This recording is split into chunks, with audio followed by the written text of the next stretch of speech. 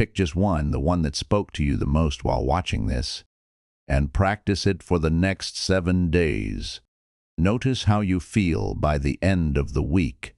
Small habits, practiced daily, quietly compound into a completely different emotional life over time, and that is the real promise of Stoicism, not the absence of hardship, but the presence of peace in spite of it. If this video helped you even a little, please take a moment to like it, subscribe to the channel, and turn on notifications so you never miss the next video on practical philosophy for a calmer, happier life. Drop a comment below and tell me which of these 7 habits you are going to try first. I read every single one.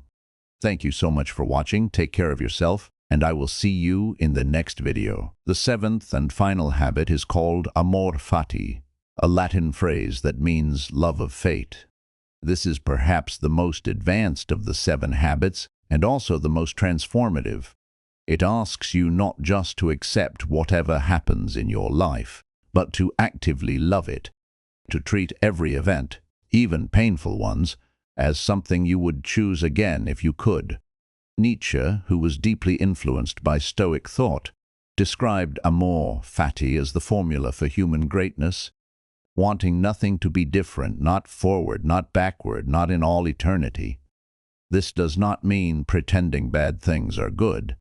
It means refusing to waste your limited emotional energy wishing the past had gone differently, and instead directing all of that energy into making the most of what actually did happen. The habit is this: whenever something difficult happens today or this week, instead of immediately asking, "Why did this happen to me?" try asking, "What can this teach me?" or "How can I use this?" This single shift in questioning changes your entire relationship with adversity. Difficulties stop being pure enemies and start becoming raw material you can shape into growth, wisdom, or strength. This is the habit that ties all the other 6 together, because once you learn to work with life exactly as it comes, rather than constantly fighting against how you wish it had gone, a deep and lasting sense of peace becomes available to you, no matter what is happening around you. So there you have it, 7 small Stoic habits: the dichotomy of control, morning reflection, negative visualization, intentional gratitude, the evening review, voluntary discomfort, and amor fati. None of these require money, none of them require years of study, and none of them require your circumstances to change. They only require a few minutes of your attention each day, repeated consistently. The Stoics did not believe happiness was a lucky accident reserved for a few fortunate people. They believed it was a skill available to anyone willing to practice it, one small habit at a time. You do not need to adopt all 7 today. The 6th habit is voluntary discomfort, and this is where Stoicism gets refreshingly practical rather than purely mental. The Stoics believed that comfort in excess makes us fragile, anxious, and overly attached to things staying easy. So they deliberately practiced small doses of discomfort on purpose. Seneca would occasionally eat the simplest food and wear the plainest clothes, even though he could afford luxury, just to remind himself that he did not need luxury to be content. The modern version of this habit is easy to apply. Take a cold shower once in a while. Walk instead of driving when you could easily drive. Skip a meal occasionally and notice that hunger does not destroy you. Sleep on the floor for one night. Say no to a comfort you normally reach for automatically, like your phone first thing in the morning. These small acts of voluntary discomfort are not about punishment. They are about proving to yourself that you can handle more than you think you can. Every time you willingly step outside your comfort zone in a small, safe way, you build psychological resilience, and that resilience is directly connected to happiness, because so much of our daily anxiety comes from an underlying fear that we could not handle it if things got harder. Voluntary discomfort quietly answers that fear with evidence. Yes, I can handle it. I have already practiced it on purpose. The fifth habit is the evening review, and it is essentially the mirror image of the morning reflection. Before bed, the Stoics would take a few quiet minutes to look back on their day, not to criticize themselves harshly, but to learn from it honestly. Seneca described asking himself each night what bad habit he had cured that day, what fault he had resisted, and in what way he had improved. The habit works like this. Before you go to sleep, ask yourself 3 questions. What did I do well today? Where did I fall short of the person I want to be? And what is one small thing I will do differently tomorrow? This is not about beating yourself up over mistakes. It is about closing the day with clarity instead of carrying vague, unresolved stress into your sleep. People who skip this step often lie awake with a foggy, low-grade anxiety, replaying the day in a disorganized way. The evening review turns that fog into a clear, short, honest summary, which allows your mind to actually rest.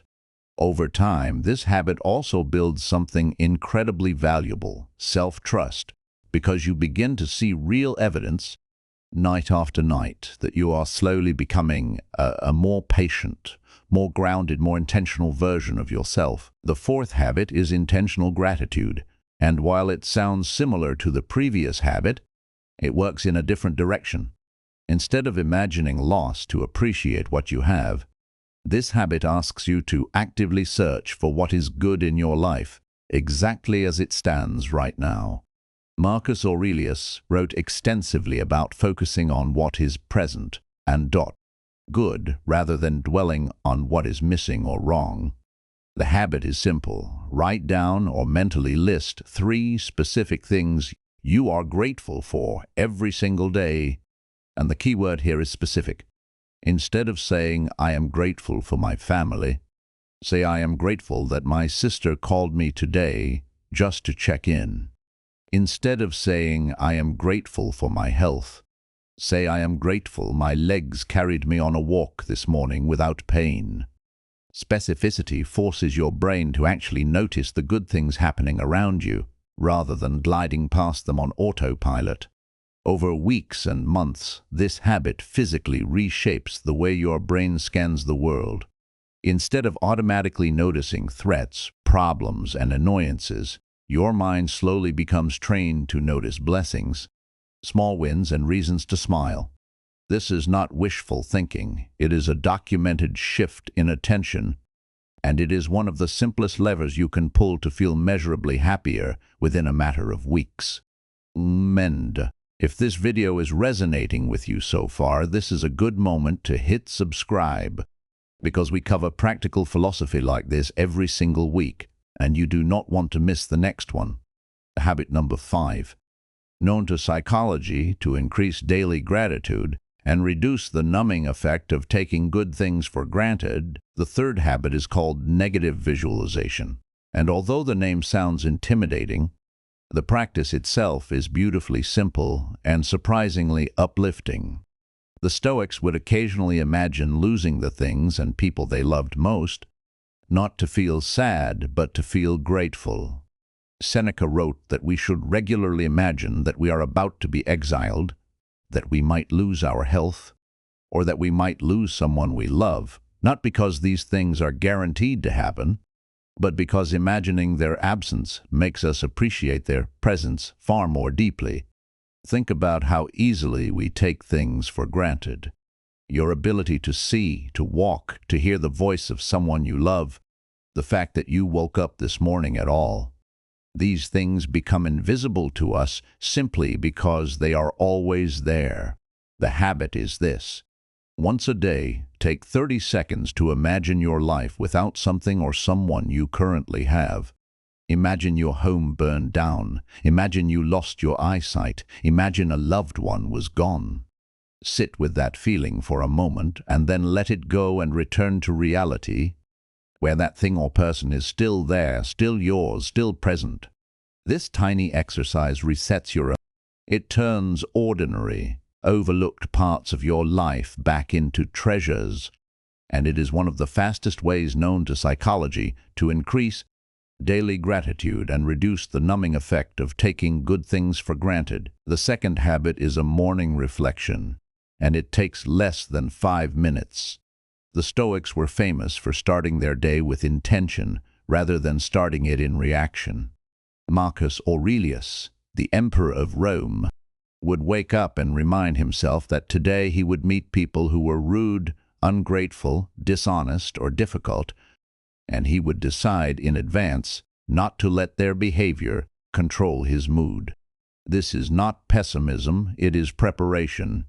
When you expect difficulty and mentally rehearse a calm response before it happens, you are far less likely to be thrown off balance when it actually occurs. Try this tomorrow morning before you check your phone. Spend 3 to 5 minutes asking yourself 3 simple questions. What is one thing I am grateful for today? What is one value I want to embody today, such as patience, honesty, or courage? And what is one difficulty I might face today, and how do I want to respond to it? This tiny ritual sets the emotional tone for your entire day, the same way stretching before a workout prepares your muscles for what is coming. People who do this consistently report feeling less reactive, less anxious, and more grounded, because they are no longer starting their day being ambushed by the world. They are starting it on their own terms. Banned voice of someone you love, the fact that you woke up this morning at all. These things become invisible to us simply because they are always there. The habit is this: once a day, take 30 seconds to imagine your life without something or someone you currently have. Imagine your home burned down. Imagine you lost your eyesight. Imagine a loved one was gone. Sit with that feeling for a moment, and then let it go and return to reality, where that thing or person is still there, still yours, still present. This tiny exercise resets. It turns ordinary, overlooked parts of your life back into treasures, and it is one of the fastest ways known to psychology to increase daily gratitude and reduce the numbing effect of taking good things for granted. What if the secret to a calmer, happier life was not a new app, not a new job, not a new relationship, but 7 small habits practiced by a Roman emperor, a former slave, and a Greek philosopher more than 2,000 years ago? Marcus Aurelius ruled the most powerful empire on earth and still felt anxious, tired, and overwhelmed some mornings, just like you. Epictetus was born into slavery and became one of the calmest, freest minds in history. Seneca was one of the richest men in Rome and still taught that peace has nothing to do with money.